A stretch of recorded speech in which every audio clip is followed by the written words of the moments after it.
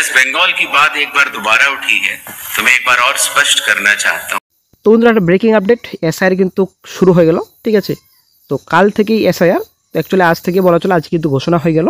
তো কী কী ডকুমেন্টস আপনাদের লাগবে, কী কী ডকুমেন্টস আপনাদের লাগবে না, এবং যাদের এর আগের এসআইআর লিস্টে নাম ছিল তো তাদের কী কী ডকুমেন্টস লাগবে, নাকি তাদের কোনো রকম ডকুমেন্টস লাগবে না, সম্পূর্ণ তথ্য আপনারা এই ভিডিওতে পাবেন। অবশ্যই সঙ্গে থাকুন, ভিডিওটি সম্পূর্ণ দেখুন। রাজ্যে কিন্তু এসআইআর শুরু হচ্ছে। তো ঘোষণা ছিল সময়ের অপেক্ষা, তার আগে থেকেই অবশ্য রাজনৈতিক পারদ চলছিল। রাজ্যের শাসক থেকে বিরোধী উভয় পক্ষই এই ইস্যুতে একে অপরকে নিশানা করে বারবার সুর চড়িয়েছে।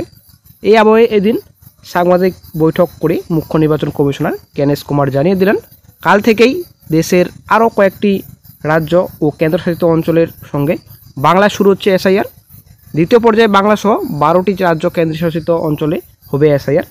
এই তালিকায় রয়েছে বাংলা, ছত্তিশগড়, মধ্যপ্রদেশ, রাজস্থান, উত্তরপ্রদেশ, আন্দামান নিকোবর দ্বীপপুঞ্জ, পুদুচেরি, গোয়া, গুজরাট, কেরল, লাক্ষাদ্বীপ ও তামিলনাড়ু।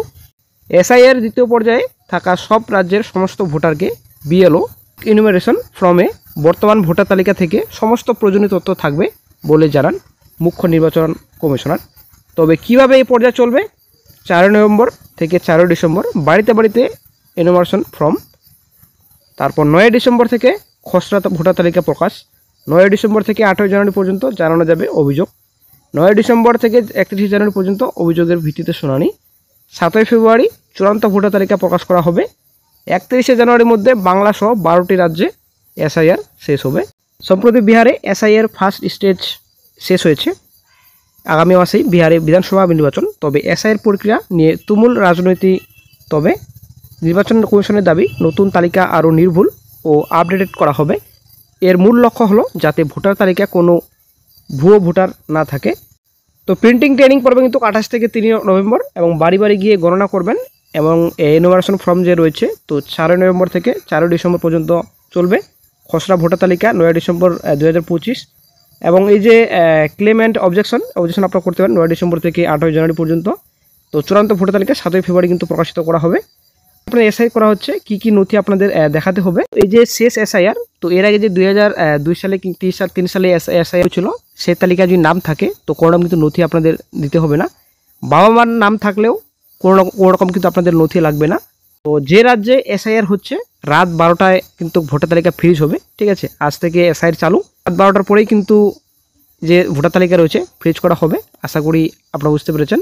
তো যাদের ভোটার তালিকায় নাম নেই এর আগের এসআইআরে, শেষ এসআইআরে, তো কী কী ডকুমেন্টস আপনাদের লাগবে, পরিচয়পত্র বা পেনশন পেমেন্ট অর্ডার, কেন্দ্র বা রাজ্য সরকার অথবা সরকারি সংস্থা পিএসওর কর্মী পেনশনভোগীর পরিচয়পত্র, অথবা পরিচয়পত্র সনদপত্র নথি 1/7/1987 সালের আগে ভারত সরকার, স্থানীয় প্রশাসন, ব্যাংক, ডাক বিভাগ, এলআইসি বা সরকারি সংস্থার ইস্যু করা যে কোনো কাগজ, বার্থ সার্টিফিকেট স্বীকৃত অথরিটি প্রদত্ত। তো 4 নম্বর পাসপোর্ট যদি থাকে, তার 5 নম্বর মাধ্যমিক বা অন্যান্য শিক্ষাগত যোগ্যতা যদি থাকে স্বীকৃত বোর্ড বা বিশ্ববিদ্যালয় থেকে। তো 6 নম্বর স্থায়ী বাসিন্দা হওয়া সার্টিফিকেট সংশ্লিষ্ট রাজ্যের প্রশাসনিক স্তরে ইস্যু করা। 7 নম্বর ফরেস্ট রাইট সার্টিফিকেট যদি থাকে। 8 নম্বর অন্যান্য জাতি, ওবিসি, তপশিলি জাতি বা এসসি এসটি অ্যাকচুয়ালি, তো অন্য কোনো রিজার্ভেশন সংক্রান্ত সার্টিফিকেট যদি থাকে আপনারা দেখাতে পারেন। তো ন্যাশনাল রেজিস্টার অফ সিটিজেন্স 9 নম্বর। তো 10 নম্বর ফ্যামিলি রেজিস্টার, রাজ্য বা স্থানীয় প্রশাসনের প্রদত্ত সরকারের প্রদত্ত জমি বা বাড়ির বরাদ্দের সার্টিফিকেট 11 নম্বর। 12 নম্বর আধার সংক্রান্ত নির্দেশিকা, নির্বাচন কমিশনের পত্র 23/25 ERS ভলিউম 2 তারিখ 9/9/25 অনুযায়ী প্রযোজ্য। এই যে আধার সংক্রান্ত নির্দেশিকা ছিল, আশা করি আপনাদের নতুন করে অ্যাড করা হয়েছে। 12 নম্বর এই যে ইআরও এবং এইআরও দায়িত্ব কি, যেসব ভোটার ইএফ জমা পড়েছে তাদের নাম খসড়া ভোটার তালিকায় এনলিস্ট করবেন, এবং যাদের নাম এসআইয়ের সঙ্গে মেলেনি তাদের এরপর তার ভিত্তিতে নাম রাখা হবে না বাদ দেওয়া যাবে সেই সিদ্ধান্ত নেবেন।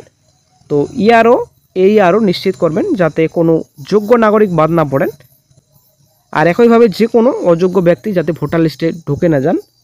তো অ্যাপিল প্রসেস, জেলা শাসক প্রথম অ্যাপিল শুনবেন, অ্যাকচুয়ালি ডিএম, ঠিক আছে, ডিস্ট্রিক্ট ম্যাজিস্ট্রেট। তো চিফ অফিসার দ্বিতীয় অ্যাপিল শুনবেন। তো তারপর বিএলও যা করবেন, তো বুথ লেভেল অফিসার। তো বিএলওরা নতুন ভোটার নাম তুলতে ফর্ম 6 প্রয়োজনীয় ডিক্লারেশন ফর্ম কালেকশন করবেন। ভোটারকে তারা ফর্ম ফিল আপে সাহায্য করবেন এবং জমা দেবেন। প্রত্যেক ভোটারের বাড়ি গিয়ে অন্তত 3 বার যোগাযোগ করবেন।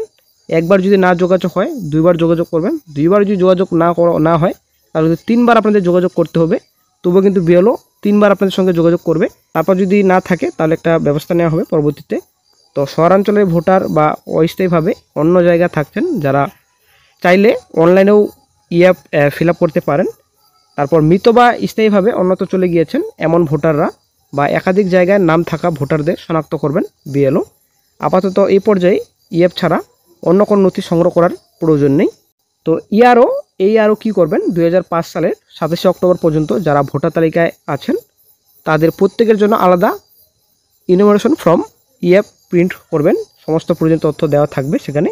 বিএলও দায়িত্ব কী থাকবে, বিএলওদের প্রত্যেক ভোটারের কাছে ইএফ পৌঁছে দিতে হবে।